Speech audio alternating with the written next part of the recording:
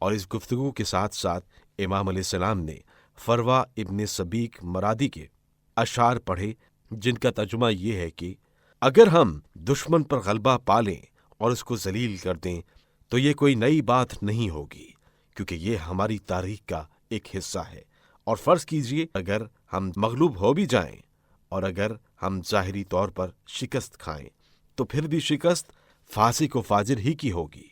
کیونکہ ڈر اور خوف ہماری صفات میں سے نہیں۔ ہماری بیعت موت سے ڈرنے والی نہیں ہے، اور ہم جنگ میں اس لیے نہیں آئے کہ ہم اپنی جان بچائیں، بلکہ اس لیے آتش جنگ کو سینکنے پر آمادہ ہوئے ہیں کہ دشمن کے نجس وجود کو اپنے سے دور رکھیں، چونکہ یہ ممکن نہیں ہے کہ جب تک زندہ ہوں وہ اپنے اتباع پر مجبور کر سکیں گے، اگرچہ ان کی حکومت ہماری موت کے در پہ ہے۔ موت کسی گروہ پر سے اپنا ہاتھ اٹھا لے تو کسی اور گروہ پر اپنے پنجے گاڑ دیتی ہے، اور موت سے فرار ممکن نہیں۔ موت نے ہمارے اشراف اور بزرگوں کو ہم سے چھین لیا، جیسا کہ اس سے پہلے والی امتوں کے ساتھ کیا۔ اگر بادشاہ اور مقتدر علماء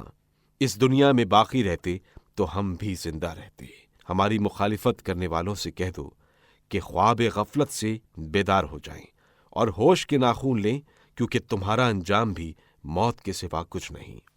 ان اشعار کے بعد امام علیہ السلام نے اپنے خطبے کو جاری رکھا اور فرمایا، اللہ کی قسم، میری شہادت کے بعد جو کچھ تمہارے دلوں میں ہے وہ نہ پا سکو گے، اور زیادہ دیر آرام و سکون نہ پاؤ گے کہ اچانک حوادثات زمانہ چکی کے پاٹ کی طرح تمہارے آس پاس گھومیں گے، اور پھر اچانک جب تم محور کی زد میں آؤ گے تو اس کی حرکت تمہیں بے چین، مضطرب اور ہمیشہ کے لیے پریشان کر دے گی۔ یہ وہ عہد ہے کہ جو میرے پدر بزرگوار نے میرے جد نامدار کی طرف سے میرے ساتھ کیا۔ تم لوگ اپنی اور اپنے ہم خیال لوگوں کی آراء کو یکجا کرو اور غور و فکر کرو، تاکہ تمہارا معاملہ تم پر واضح ہو جائے اور تم اپنے اس کردار کے سبب سے بعد میں پشیمان ہونے اور کف افسوس ملنے سے بچ جاؤ۔ تم صدق و صفا سے اپنے آپ پر نظر ثانی کرو، اگر تم ہدایت پالو تو ٹھیک، وگرنہ مجھ پر حملہ کر دو اور جتنا جلدی ممکن ہو مجھے اپنے راستے سے ہٹا دو۔ میں خدا پر بھروسہ رکھتا ہوں، وہ خدا جو میرا اور تمہارا رب ہے، وہ خدا جس کی قدرت ہر چیز میں کار فرما ہے۔ کوئی پتا اس وقت تک حرکت نہیں کرتا جب تک اللہ کا حکم نہ ہو،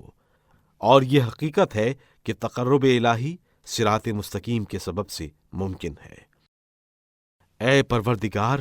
ابر رحمت کے قطرات اس قوم سے روک لے اور انہیں بھوک اور پیاس کی مصیبت میں مبتلا کر، جیسا کہ حضرت یوسف کے زمانے میں قحط پڑا تھا، اور ایک ثقفی جوان کو